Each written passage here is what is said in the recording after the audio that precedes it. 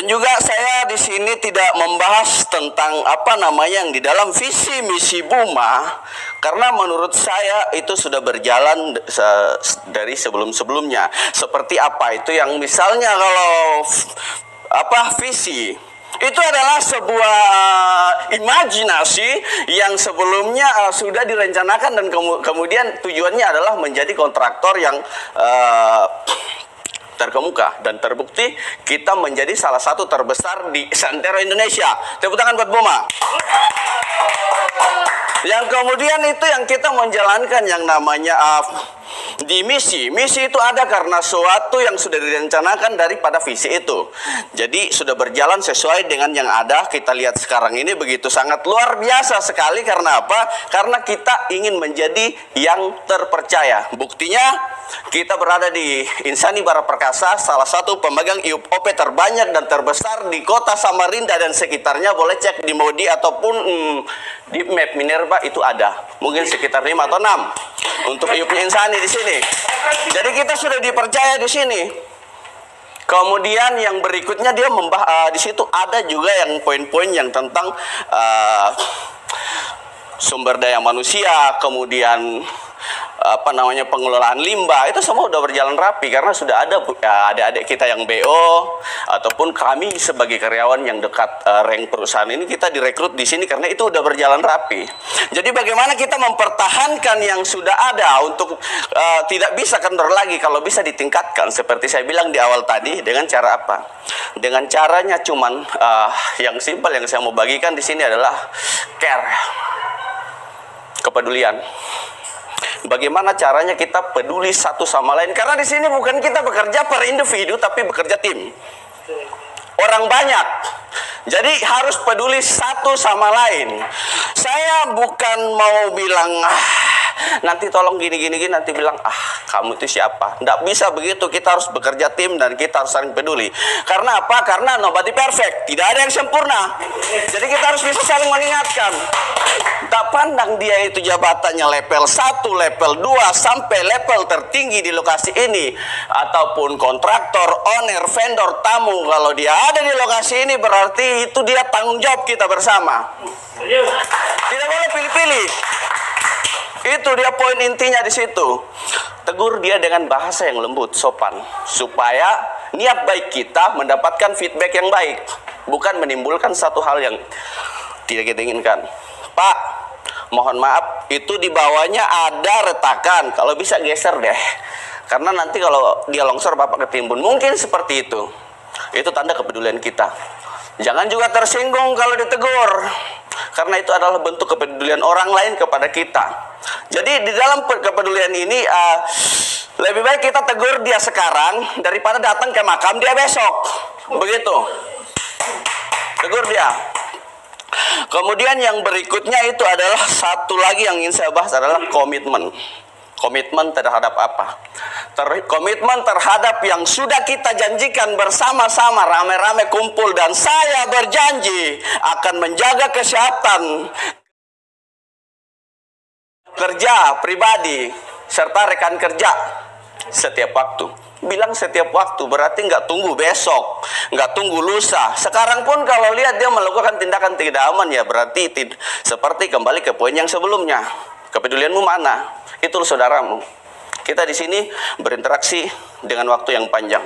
Pulang sampai di rumah jam 9, tidurnya jam 10, bangunnya jam 4, berangkat lagi, kumpul ya ini aja. Tega mau lihat dia celaka. Setega itu Anda kalau tidak mau peduli sama dia. Tak mungkin. Jangan pakai. Jadi kita harus ubah mindset kita supaya apa? Kita mencapai hal yang baik. Kemudian berikutnya itu saya ingin membahas tentang kita harus tanamkan rasa memiliki. Rasa memiliki terhadap apa yang sudah Buma percayakan kepada saya ataupun rekan-rekan semua. Seperti apa yang harus kita tanamkan rasa memiliki itu? Alat pelindung diri yang sudah diberikan kepada saya, maka harus saya rawat, saya jaga biar tidak cepat rusak sebelum waktunya. Untuk apa? Untuk keselamatan saya. Kalau saya tidak pakai itu helm, bisa jadi kepala saya terbelah. Tapi karena ada helmnya, cuman terbentur, kena helm, maka cuman puyeng dikit. Bisa begitu. Ataupun dengan saya berjalan di area yang kurang cahaya, lalu bisa saja saya tertabrak. Tapi karena ada ini, pemantul cahaya, reflektornya, orang bisa melihat saya di luar kesini yang kurang cahaya, sehingga saya terbebas daripada musibah itu. Cuman nirmisnya aja yang kena. Dan kemudian bisa saja kaki saya robek ataupun apa. Tetapi ya karena sepatu makanya cuman keseleo doang. Jadi itulah tanamkan rasa memiliki tentang itu supaya kita bisa meminimalisir bahaya tersebut. Dan juga tanamkan rasa memiliki sebagai seorang operator yang menjalankan operasional. Supaya apa? Supaya alat yang saya operasikan itu, ini punya saya nih, saya operasikan ini untuk cari nafkah buat keluarga saya. Saya jaga baik-baik, saya rawat, supaya bisa menunjang operasional yang baik, meningkatkan produksi. Supaya apa? Supaya bisa Buma bisa semakin maju dan berkembang. Karena kalau Buma cukup sampai di sini, kita bukan bekerja untuk diri sendiri, tapi bekerja untuk keluarga. Dan keluarga itu belum masih anak-anak kita itu belum tentu dia mau jadi apa di besarnya nanti. Tetapi sudah pasti dia akan bekerja di Buma apabila Buma semakin berkembang dan maju. Pasti anak-anak kita yang akan direkrut oleh Buma, diutamakan itu. Makanya harus kita jaga baik-baik. Kira-kira seperti itu tentang rasa memiliki. Dan saya tidak lupa adalah saya sebagai seorang operator, saya pesan kepada teman-teman saya, saudara-saudara saya, mari kita jangan lupakan dan kita abaikan yang namanya be safe. Itu sangat penting sekali, terutama buat diri saya pribadi. Kenapa? Karena alat yang kembali lagi alat yang saya operasikan, itu saya harus pastikan itu aman. Bukan asal jalan. 4 langkah P2H harus dilakukan dengan benar. Tidak perlu untuk mengulasnya karena kita sebelum kita turun ke produksi sudah dijelaskan oleh LC. Jadi saya rasa semua sudah mengerti tentang 4 langkah P2H. Buatlah checklist P2H dengan baik dan benar. Berikan kepada pengawas setelah selesai melakukan itu untuk divalidasi. Gunanya untuk apa? Supaya mereka bisa melihat tanda-tanda kerusakan sejak dini untuk apa? Tindakan perbaikan. Yang poin keempatnya itu tindakan perbaikan. Jadi tidak jadi kerusakan yang lebih parah untuk di situ. Dan kalau misalnya sudah melakukan P2H dengan baik dan benar, tolong naik sampai di atas, duduk yang manis, seat beltnya dipasang, tapi begini, bukan pasang di belakang. Karena ini bukan asal ngomong aja, tapi beberapa bulan yang lalu saudara kita sudah mengalaminya.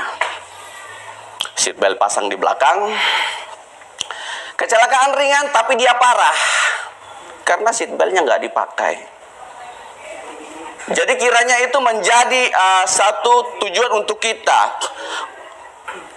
supaya apa? Itu menjadi pengalaman kita, jangan sampai terulang lagi, gitu loh. Di dada kita ini ada 2 nama saya dan nama Buma, nama besar Buma, di dalamnya orang banyak, jangan sampai kita mencoreng namanya, jangan sampai, gitu. Kalau sudah menggunakan itu, ini juga yang tentang seatbelt ini bukan tentang kami di operasional, tetapi untuk kita keseluruhan. Bapak-bapak, ibu-ibu yang ada di office, kiranya kita semua datang ke tempat ini, kita bekerja, kita menggunakan alat transportasi. Kira-kira begitu ya? Jadi kita wajib untuk memakai itu, karena di sini ada yang pernah lihat orang arisan nggak? Pernah ya? Ataupun ikut arisan? Pernah ya? Nah begitu. Kalau orang nggak pakai seatbelt, unitnya guling, nanti dia kayak lotre arisan, gitu. Jadi kalau yang keluar menang lotre arisannya, kalau penumpang di dalam kendaraan kalau keluar berarti menang, kembali kepada sang pencipta. Kira-kira seperti itu tentang hal itu. Kemudian kalau sudah kembali lagi ke teman-teman operation, kalau sudah menjalankan aktivitasnya, kiranya kecepatannya dijaga. Seperti pesan Pak Sapril bahwa produksi yang nomor 1 tapi safety yang utama. Jadi kita harus mengikuti standar operasional dan prosedurnya. patuhi rambu-rambu yang ada. Karena rambu itu terpasang bukan sebagai manik-manik penghias tanggul, tetapi itu ada sebagai alarm pengingat untuk kita. Itu ada bahaya, makanya dipasang di situ. Jadi harus kita untuk melihat, ini rambu tanda apa dan apa tindakan saya. Ini rambu tindakan apa dan apa tindakan saya. Stop 8 detik, jangan langsung jalan. Kira-kira seperti itu. Jangan main kalau sudah injak gas, jangan kasih kendor, gas terus. Siapa yang mau mati sekarang kalau begitu? Anda mencelakai orang lain. Ingat, ini pit mahakam, bukan jalan menuju makam. Jadi kita harus safety. Gitu. Makanya tanamkan komitmen itu dan kepedulianmu terhadap diri pribadi dan orang lain supaya kita bisa datang sehat, kerja semangat, dan pulang selamat.